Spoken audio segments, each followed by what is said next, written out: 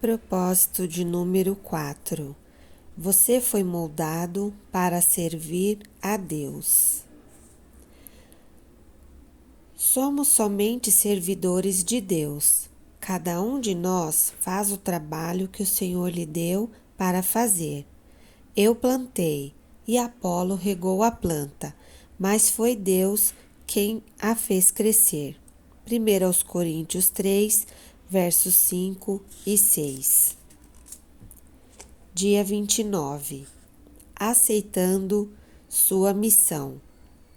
Foi o próprio Deus quem fez de nós o que somos e nos deu uma vida nova da parte de Cristo Jesus. E muitos séculos atrás, Ele planejou que gastássemos essa vida em auxiliar os outros. Efésios 2, verso 10. Eu te glorifiquei na terra, ao cumprir até o último detalhe tudo o que me mandaste fazer. João 17, verso 4. Você foi posto no mundo para fazer uma contribuição. Você não foi criado apenas para consumir recursos, comer, respirar e ocupar espaço. Deus o criou para que sua vida fizesse diferença. Apesar de muitos livros de sucesso oferecerem conselhos sobre como extrair o máximo da vida, não foi para isso que Deus fez você. Você foi criado para acrescentar alguma coisa à vida neste mundo, não apenas para usufruir. Deus quer que você retribua com algo.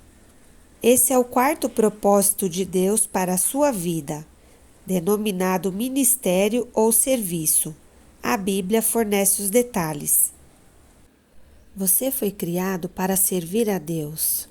A Bíblia diz: Ele nos criou para que fizéssemos as boas obras que Ele já havia preparado para nós. Efésios 2, verso 10b. Essas boas obras são o seu serviço.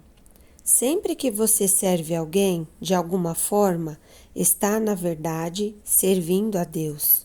Mateus 25, verso 34 e 45. Efésios 6, verso 7. Colossenses 3, verso 23 e 24. E cumprindo um de seus propósitos. Nos 2 próximos capítulos, você verá como Deus cuidadosamente o formou para esse propósito. O que Deus disse a Jeremias vale para você também. Antes de o formar no útero de sua mãe, eu o escolhi. Antes que você nascesse, eu o separei para uma obra especial. Jeremias 1, verso 5. Você foi posto nesse mundo para uma missão especial. Você foi salvo para servir a Deus. A Bíblia diz: Foi Ele quem nos salvou e nos escolheu para o seu santo trabalho, não porque merecêssemos, mas porque esse era o seu plano. 2 Timóteo 1, verso 9. Deus o redimiu, assim você pode realizar a obra santa de Deus. Você não foi salvo pelo serviço, mas para o serviço. No reino de Deus há um lugar, um propósito, um papel e uma função a cumprir. Isso dá à sua vida enorme importância e valor. Comprar nossa salvação custou a Jesus a própria vida. A Bíblia nos faz recordar: Deus pagou um alto preço por vocês.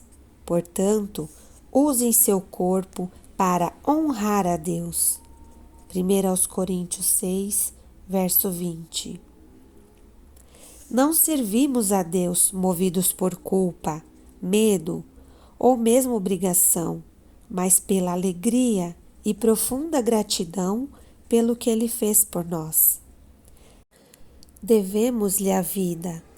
Pela salvação, nosso passado foi perdoado.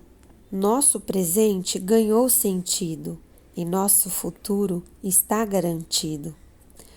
À luz dessas incríveis vantagens, Paulo conclui: por causa da grande misericórdia divina, peço que vocês se ofereçam completamente a Deus como um sacrifício vivo, dedicado ao seu serviço. Romanos 12, verso 1. O apóstolo João ensina que nossos préstimos amorosos às outras pessoas demonstram que somos verdadeiramente salvos. Nosso amor uns pelos outros dá testemunho de que já passamos da morte para a vida. 1 João 3, verso 14. Se não sinto amor pelos outros, nem desejo de ajudar as pessoas, me preocupo somente com as minhas necessidades, devo questionar se Cristo está realmente em minha vida. O coração salvo deseja servir. Outro termo relativo a servir a Deus e mal compreendido pela maioria das pessoas é ministério.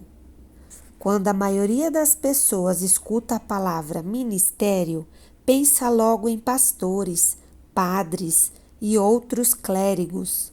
Mas Deus diz que cada membro de sua família é um ministro.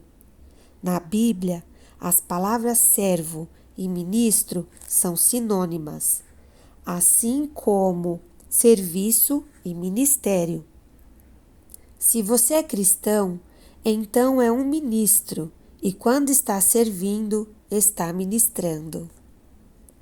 Quando a sogra de Pedro foi curada por Jesus, ela imediatamente se levantou e começou a servi-lo.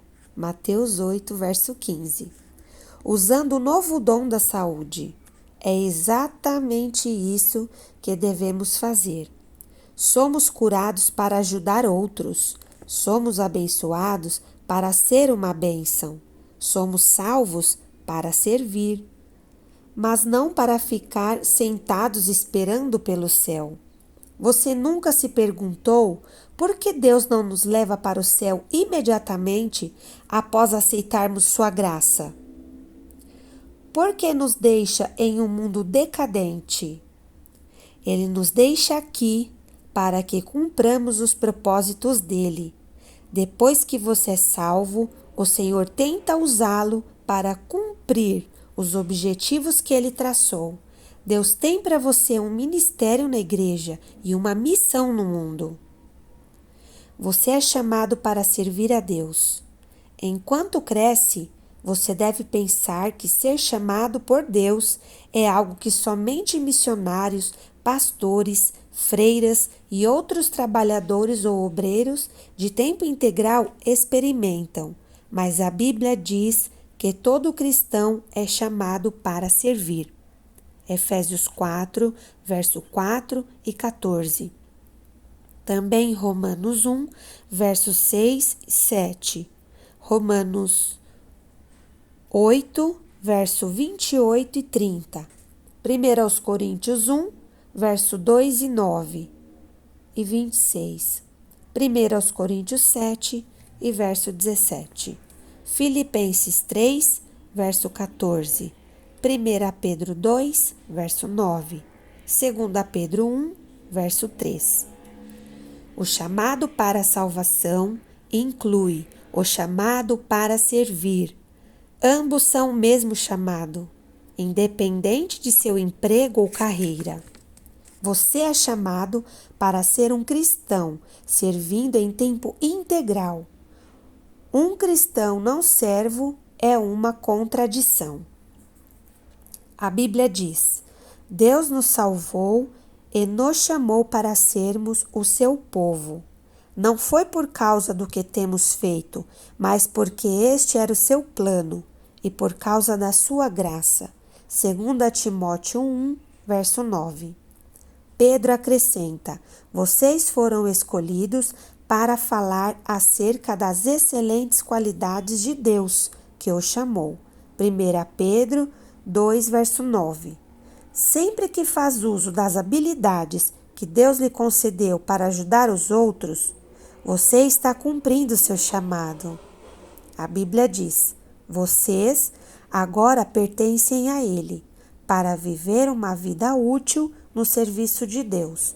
Romanos 7, verso 4. Quanto de seu tempo vem sendo utilizado no serviço de Deus? Em algumas igrejas da China, dão-se as boas-vindas aos novos convertidos, dizendo: Jesus agora tem um novo par de olhos para ver, de ouvidos para escutar, de mãos para ajudar e um novo coração para amar os outros. Uma razão pela qual você precisa estar vinculado a uma igreja é o cumprimento de seu chamado para servir outros fiéis de maneira prática. A Bíblia diz: todos vocês reunidos são o corpo de Cristo e cada um de vocês é um membro separado e necessário desse corpo. 1 Coríntios 12, verso 27. Seu serviço é desesperadamente necessário no corpo de Cristo. Basta perguntar em qualquer igreja local. Cada um de nós tem um papel a desempenhar e cada função é importante. Não existe serviço pequeno para Deus. Todos são importantes. De igual modo, não existem ministérios insignificantes na igreja. Alguns são visíveis e outros são desempenhados nos bastidores, mas todos são importantes. Ministérios pequenos ou velados podem fazer grande diferença. Em minha casa, a luminária mais importante não é o enorme lustre da sala de jantar, mas a pequena luz noturna que me impede de tropeçar quando me levanto à noite. Não há uma correlação exata entre tamanho e importância. Todo ministério é importante, pois todos dependemos uns dos outros para atuar. O que acontece quando uma parte de seu corpo deixa de funcionar? Você adoece. O restante do corpo sofre. Imagine se o fígado decidisse começar a viver por conta própria. Estou cansado. Não quero mais servir este corpo. Quero um ano de folga, só me alimentando. Tenho de pensar no que é melhor para mim. Deixe que outra parte do corpo assuma a minha tarefa. O que aconteceria? O corpo morreria. Milhares de igrejas locais hoje estão morrendo por causa de cristãos que não têm vontade de servir. Eles se portam como meros espectadores e o corpo sofre. A ordem é servir a Deus. Jesus foi categórico. A atitude de vocês deve ser igual à minha, porque eu, o Messias, não vim para ser servido, mas para servir e dar minha vida por muitos. Mateus 20, verso 28.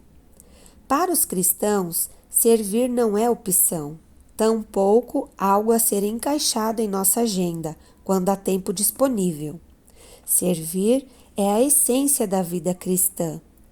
Jesus veio para servir e para dar. Esses dois verbos também devem orientar nossa vida. Serviço e doação resumem o quarto propósito de Deus para a nossa vida. Madre Teresa disse certa vez: viver em santidade consiste em realizar a obra de Deus com um sorriso.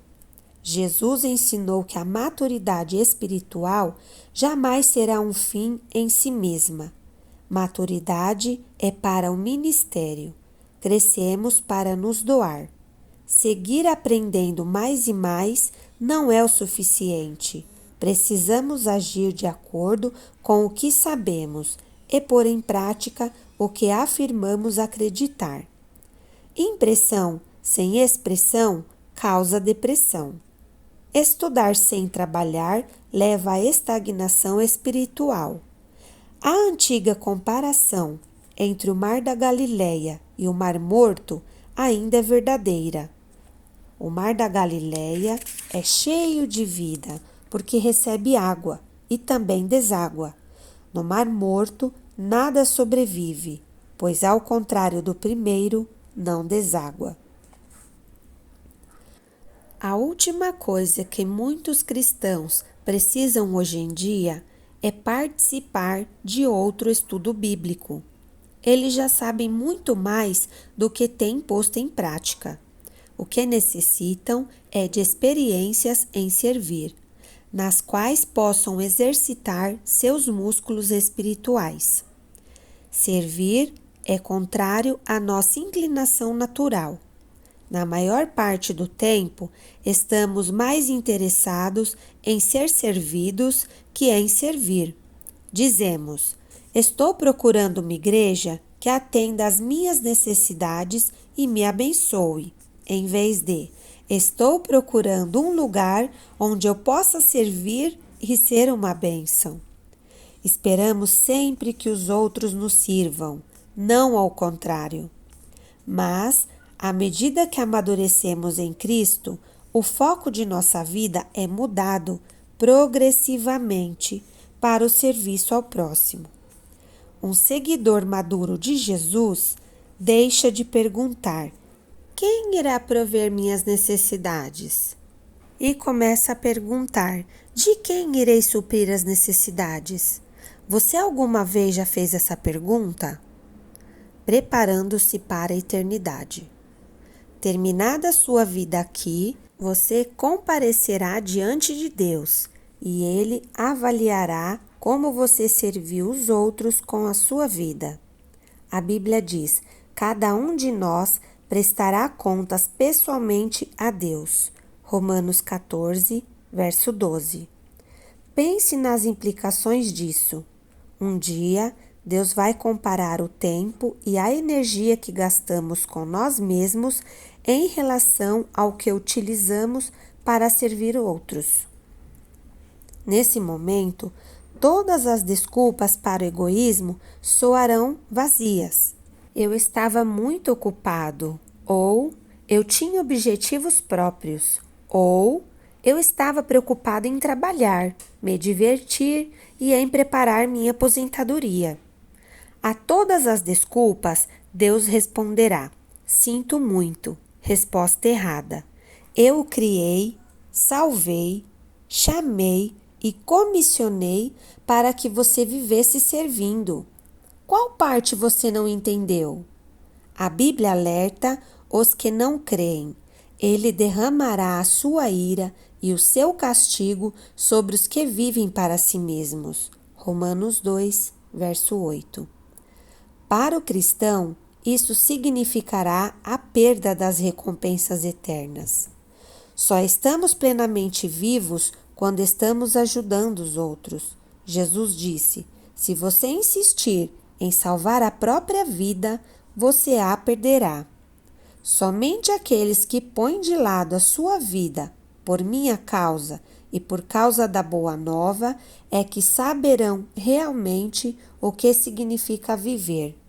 Marcos 8, verso 35, também Mateus 10, verso 39, Mateus 16, verso 25, Lucas 9, verso 24, Lucas 17, verso 33. Essa verdade é tão importante que é repetida 5 vezes nos evangelhos. Se você não está servindo, está apenas existindo, porque a vida foi feita para o ministério. Deus quer que você aprenda a amar e servir as pessoas de forma altruísta. Serviço e importância. Você dará a vida por algo. O que será? Uma carreira, um esporte, um passatempo, fama, riquezas? Nenhuma dessas coisas terá relevância eterna. Servir é o caminho para quem quiser ser importante. É por meio do ministério que descobrimos o sentido da vida. A Bíblia diz: cada um de nós encontra significado e função como parte desse corpo. Romanos 12, verso 5. Quando servimos juntos na família de Deus, a vida assume uma importância eterna. Paulo diz: quero que vocês pensem como tudo isso torna vocês mais importantes, não menos. Por causa daquilo que vocês são parte. 1 Coríntios 12, verso 14a e 19. Deus quer usá-lo para que faça diferença no mundo dele. Ele quer atuar por seu intermédio. O que importa não é a duração de sua vida, mas a contribuição que você ofereceu. Não quanto viveu, mas como viveu. Se você não está envolvido em algum serviço ou ministério, que desculpa tem dado? Abraão era velho, Jacó era inseguro, Lia não tinha atrativos, José foi maltratado, Moisés gaguejava, Gideão era pobre, Sansão era codependente, Raabe era imoral, Davi teve uma amante e todo tipo de problemas familiares. Elias tinha tendências suicidas. Jeremias era depressivo. Jonas era relutante. Noemi era viúva. João Batista era, no mínimo, excêntrico. Pedro era impulsivo e temperamental. Marta se preocupava demais. A samaritana teve vários casamentos fracassados. Zaqueu era indesejado. Tomé tinha dúvidas. Paulo tinha saúde fraca e Timóteo era tímido. Aí está uma boa variedade de pessoas desajustadas, mas Deus usou cada uma delas em sua obra. Ele também usará, se você parar de apresentar desculpas. Dia 29. Pensando sobre o meu propósito de vida. Tema para reflexão: servir não é uma opção. Versículo para memorizar. Porque somos criação de Deus realizada em Cristo Jesus para fazermos boas obras, as quais Deus preparou antes para nós as praticarmos. Efésios 2, verso 10. Pergunta para meditar: o que está me impedindo de aceitar o chamado de Deus para servi-lo?